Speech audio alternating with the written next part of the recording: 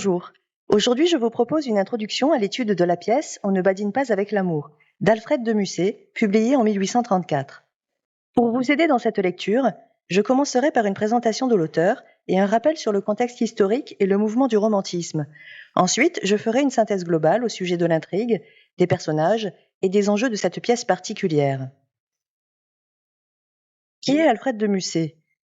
Poète lyrique, dramaturge et romancier, Alfred de Musset naît le 11 décembre 1810 à Paris, au sein d'une famille d'aristocrates.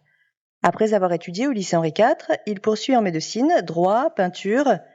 Passionné par la poésie, en définitive, Alfred de Musset se consacre entièrement à l'écriture. Il fréquente le Cénacle de Charles Nodier, sans adhérer pleinement aux principes énoncés par Victor Hugo dans la préface de Cromwell. D'ailleurs, sans aucune admiration pour Victor Hugo, il restera en retrait de la bataille d'Hernani. Il se révèle difficilement dans l'écriture de pièces de théâtre. La Nuit vénitienne en 1830 ou Les Caprices de Marianne, 3 ans après, ne connaissent pas de réel succès. Et Musset se résigne à consigner ses pièces dans un ensemble intitulé Un spectacle dans un fauteuil, renonçant à ce que ces pièces soient représentées sur scène. D'ailleurs, cette pièce ne sera jouée qu'en 1861, après sa mort. Musset est connu aussi pour sa fameuse relation avec George Sand, avec qui il voyage en Italie.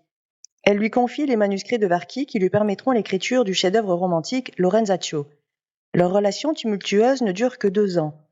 Mais Musset écrit dans la riche correspondance qu'ils ont tous deux laissée « La postérité répétera nos noms comme ceux de ces amants immortels, qui n'en ont plus qu'un, à eux deux, comme Roméo et Juliette, comme Héloïse et Abélard. » C'est tourmenté et brisé par sa rupture avec George Sand que Musset entame l'écriture de cette pièce-ci, On ne badine pas avec l'amour.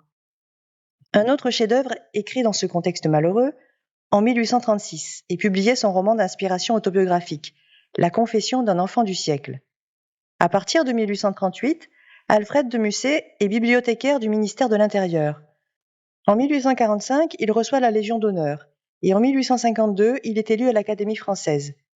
Mais dépressif et alcoolique, il décline rapidement et meurt de la tuberculose le 2 mai 1857.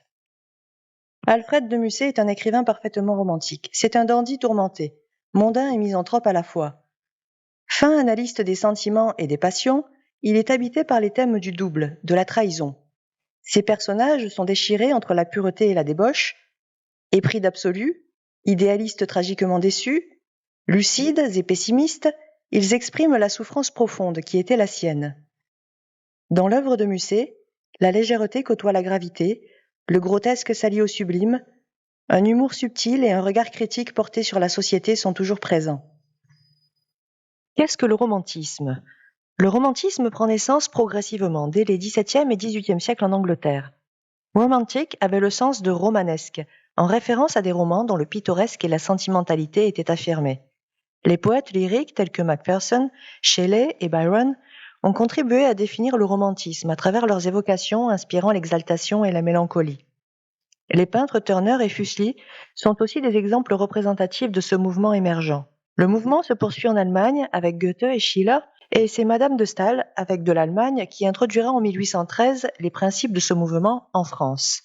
Historiquement, il faut bien comprendre qu'en France, c'est la déception profonde, engendrée par les échecs successifs et immédiats de la Révolution et de l'Empire napoléonien, avec l'arrivée de la Restauration et le retour d'une forme de monarchie, qui déterminera la jeune génération d'écrivains et d'artistes, tels Lamartine, Vigny, Chateaubriand, Victor Hugo, Alfred de Musset, Théophile Gautier.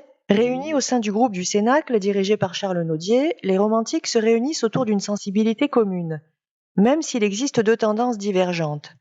L'une conservatrice de droite et l'autre sociale de gauche. Cela expliquera plus tard une évolution différente.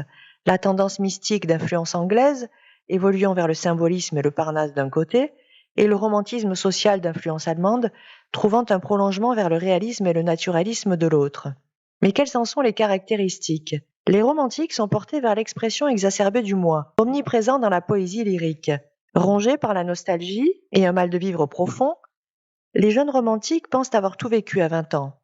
Ils sont désabusés et ont une vision pessimiste de l'avenir. Néanmoins, un espoir fou les anime paradoxalement.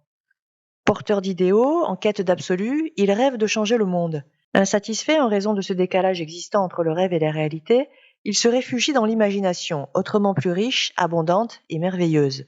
Comme étrangers à un monde qui ne les reconnaît pas et dans lequel ils ne trouvent aucune place, les romantiques s'excluent, s'isolent, au plus près de la nature, dans laquelle ils trouvent refuge et s'accomplissent dans la sérénité. La solitude, l'amertume liée à l'exil, la quête identitaire douloureuse, sont autant de points communs à ces artistes dont le sentiment d'élection est très fort. Le héros de Musset, Lorenzaccio, incarne parfaitement toutes les contradictions qui déchirent ces jeunes gens. Leur sensibilité exacerbée et le rejet contre l'excès de raison amènent les romantiques à explorer le mystère et le surnaturel, d'où l'apparition du genre fantastique et du romantisme noir. Le sentiment religieux, le mysticisme reviennent en force également. En effet, le contexte historique, à savoir au XIXe siècle, la révolution industrielle, l'émergence de la grande bourgeoisie et de la finance, crée de grands bouleversements dans le paysage social, et l'artiste romantique cherche une place nouvelle. Certains se réfugient dans l'imaginaire, ils peuvent s'orienter vers un retour aux sources nationales, le médiéval chrétien, la légende napoléonienne, voyager en quête d'exotisme, explorer l'univers du mal et se complaire dans la débauche pour échapper à la souffrance existentielle. La pesanteur de l'existence terrestre est souvent difficile à surmonter. Certains choisissent la voie de l'engagement social, politique, humanitaire. Vigny, Chateaubriand, Victor Hugo en font partie. Tout comme Lord Byron, qui laisse sa vie dans la guerre d'indépendance grecque en 1824. Désireux de changer le monde et de participer au progrès, ils peuvent délivrer une énergie illimitée dans leur combat. Esthétiquement, cela se traduit par une soif de liberté dans la création. Les cadres formels classiques et antiques sont brisés. Au théâtre, cela se traduit par l'abandon des règles des trois unités, de la vraisemblance, des bienséances. En poésie, l'audace dans le renouvellement du genre ne sera flagrante qu'à partir de Baudelaire puis de Rimbaud, même si Victor Hugo avait déjà annoncé l'égalité des mots et dénoncé le caractère pompeux et formaliste de la poésie traditionnelle. Plus important, la littérature veut accéder à plus de vraisemblance en mêlant les genres et les registres. L'ombre et la lumière, le grotesque et le sublime coexistent dans la réalité et chez l'homme. Il s'agit d'en révéler la richesse et la complexité, en vue d'une représentation fidèle du monde et de l'existence. Je vous propose la lecture d'un extrait d'Alfred de Musset qui vous permettra de le situer dans ce mouvement. Alfred de Musset, la confession d'un enfant du siècle. Alors s'assit sur un monde en ruine une jeunesse soucieuse. Tous ces enfants étaient des gouttes d'un sang brûlant et avaient inondé la terre. Ils étaient nés au sein de la guerre, pour la guerre. Ils avaient rêvé pendant 15 ans des neiges de Moscou et du soleil des pyramides. Ils n'étaient pas sortis de leur ville, mais on leur avait dit que, par chaque barrière de ces villes, on allait à une capitale d'Europe. Ils avaient dans la tête tout un monde. Ils regardaient la terre, le ciel, les rues et les chemins. Tout cela était vide, et les cloches de leur paroisse résonnaient seules dans le lointain. 3 éléments partageaient donc la vie qui s'offrait alors aux jeunes gens. Derrière eux, un passé à jamais détruit, s'agitant encore sur ses ruines, avec tous les fossiles des siècles de l'absolutisme. Devant eux, l'aurore d'un immense horizon, les premières clartés de l'avenir. Et entre ces deux mondes, quelque chose de semblable à l'océan, qui sépare le vieux continent de la jeune Amérique. Je ne sais quoi de vague et de flottant, une mer houleuse et pleine de naufrages, traversée de temps en temps par quelques blanches voiles lointaines, ou par quelques navires soufflant une lourde vapeur. Le siècle présent, en un mot, qui sépare le passé de l'avenir, qui n'est ni l'un ni l'autre, et qui ressemble à tous deux à la fois, et où l'on ne sait, à chaque pas qu'on fait, si l'on marche sur une semence ou sur un débris. Voilà dans quel chaos il fallut choisir alors. Voilà ce qui se présentait à des enfants pleins de force et d'audace, fils de l'Empire et petits-fils de la Révolution. Or, du passé, ils n'en voulaient plus, car la foi en rien ne se donne. L'avenir, ils l'aimaient, mais quoi? Comme Pygmalion Galatée? C'était pour eux comme une amante de marbre, et ils attendaient qu'elle s'animât, que le sang colorât ses veines. Il leur restait donc le présent, l'esprit du siècle, ange du crépuscule, qui n'est ni la nuit ni le jour. Ils le trouvèrent assis sur un sac de chaux plein d'ossements, serré dans le manteau des égoïstes et grelottant d'un froid terrible. L'angoisse de la mort leur entra dans l'âme à la vue de ce spectre moitié momie et moitié fœtus.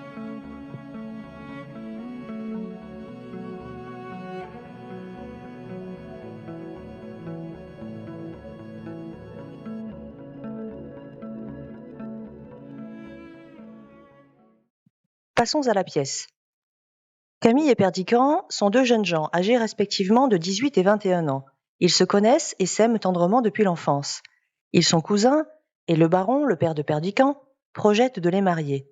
Malheureusement, Camille revient après 10 ans d'absence passés au couvent, où elle a reçu l'éducation encore traditionnelle à l'époque, qui lui a appris la méfiance qu'il faut entretenir à l'égard des hommes, l'amour étant conçu comme source de malheur et de souffrance à cause de l'inconstance masculine.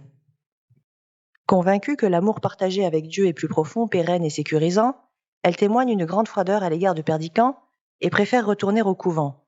C'est pourquoi elle se garde bien de révéler ses sentiments. Perdican va malheureusement intercepter une lettre où Camille témoigne une condescendance extrêmement blessante à son égard. Par vengeance, il va se tourner vers Rosette, jeune paysanne et sœur de lait de Camille. Il fait en sorte que sa cousine assiste cachée à une rencontre où il courtise Rosette, dans l'idée de la blesser en retour.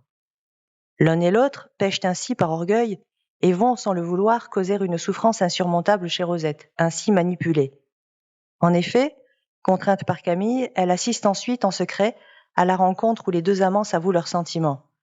Rosette s'évanouit. Perdican va alors s'engager à épouser Rosette pour défier sa cousine. En définitive, il cède encore à un assaut de Camille, sans savoir que Rosette les épiait toujours, et cette fois-ci, elle meurt foudroyée par le chagrin. La mort de la jeune femme sépare alors définitivement Camille et Perdican. Passons aux personnages. Camille et Perdican sont encore deux amants enfants, construits symétriquement, et ils partagent le même orgueil.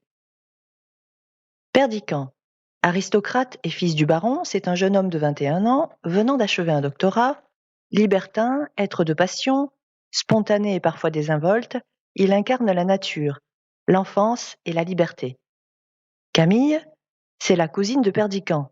Elle est âgée de 18 ans et sort du couvent dans lequel elle a reçu une éducation très stricte.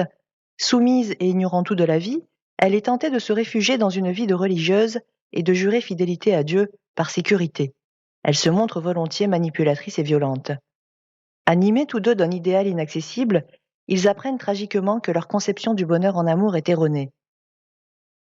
La peinture de leurs contradictions internes, de leurs réactions et de leurs doutes est particulièrement réussie. Leur amour-propre, enfin, est la source de la machine tragique qui conduira à la mort de Rosette. Rosette est la sœur de lait de Camille. C'est une paysanne qui a grandi avec les deux cousins.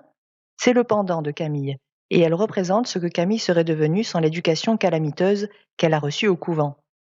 Rosette est douce, sensuelle, pure, innocente. Elle est sacrifiée dans le jeu cruel que se livrent les deux cousins. Le baron espère que Perdican et Camille vont se marier. Ils représentent l'autorité paternelle bafouée et impuissante.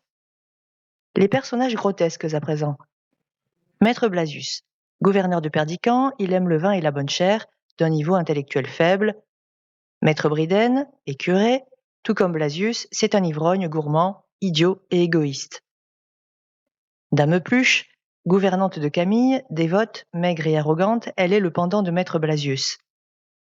La rivalité entre les deux hommes et la présence de la gouvernante en arbitre du conflit est source de comique dans la pièce et permet à Musset de critiquer les travers de la société. Ensuite, les deux précepteurs, Blasius et Pluche, représentent les doubles des deux cousins. Tels des enfants égocentrés et arrogants, ils incarnent en tant que précepteurs les pires exemples et laissent présager de ce que Perdican et Camille deviendraient s'ils n'étaient de haut rang. Le libertinage et la critique de l'éducation religieuse sont des questions de société qui ont déjà été abordées en littérature. D'ailleurs, afin de bien comprendre en quoi l'éducation donnée au couvent aux jeunes filles de haut rang était dévastatrice et ne les préparait pas à entrer dans la vie sainement, il faudrait entreprendre la lecture au moins des Liaisons dangereuses de Choderlos de Laclos, écrit une 50aine d'années auparavant. Rendues ignorantes, apeurées et naïves, les jeunes filles ne parvenaient pas à entrer dans l'âge adulte, ni à vivre d'amour profond et heureux. Abordons le parcours à présent. Rien ne s'oppose au mariage de Camille et de Perdican. Ils forment un couple assorti, selon le baron. Néanmoins, ils prennent plaisir à se faire souffrir l'un l'autre et à anéantir ce qui aurait pu construire leur bonheur. Se mentant à eux-mêmes, ils adoptent des attitudes et engagent des discours écrits ou oraux parfaitement destructeurs. Tantôt honnêtes et transparents, livrant des mots reflétant leurs sentiments profonds, les deux jeunes gens détournent aussi le langage, à des fins trompeuses et stratégiques, pour dissimuler leurs véritables sentiments et jouer avec les sentiments de l'autre. De même, ils peuvent espérer se convaincre eux-mêmes de renoncer à ce qu'ils éprouvent en réalité. Ils préfèrent se réfugier dans le déni d'un amour pourtant sincère. Ainsi, le badinage, le jeu amoureux des deux jeunes gens, ne prend pas la tournure lyrique, légère et joyeuse, habituelle, mais se révèle en définitive cruel, tragique et pathétique. Refusant de grandir, Camille et Perdiccas apprennent à leurs dépens que l'amour est une affaire sérieuse et repose sur la transparence, sur la vérité des sentiments et des mots. Enfin, au moment de l'écriture de la pièce, l'amour est au centre des préoccupations de Musset, qui est tourmenté par sa relation tumultueuse avec George Sand. Si l'auteur reconnaît les tourments de l'amour, il ne renonce pas pour autant à en célébrer le caractère essentiel et la beauté. Quelques citations pour terminer maintenant. La célèbre tirade de Perdiccas, acte 2, scène 5.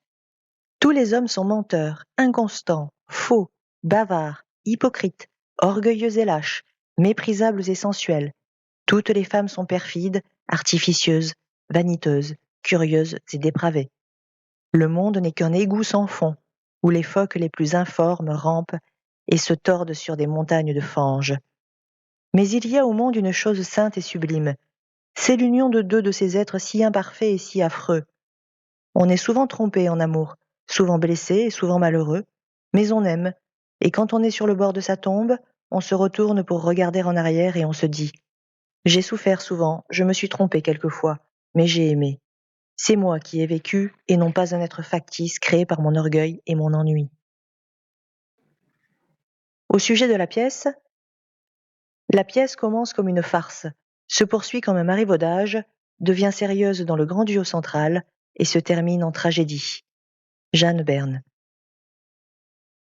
C'est dans Badine et dans Lorenzaccio que Musset est allé le plus loin dans ce qui était pour lui, au-delà des oppositions artificielles entre classiques et romantiques, la vocation fondamentale du théâtre, celle d'une anatomie du cœur humain. Bertrand Marchal. Nous en avons terminé pour aujourd'hui, je vous dis à très bientôt.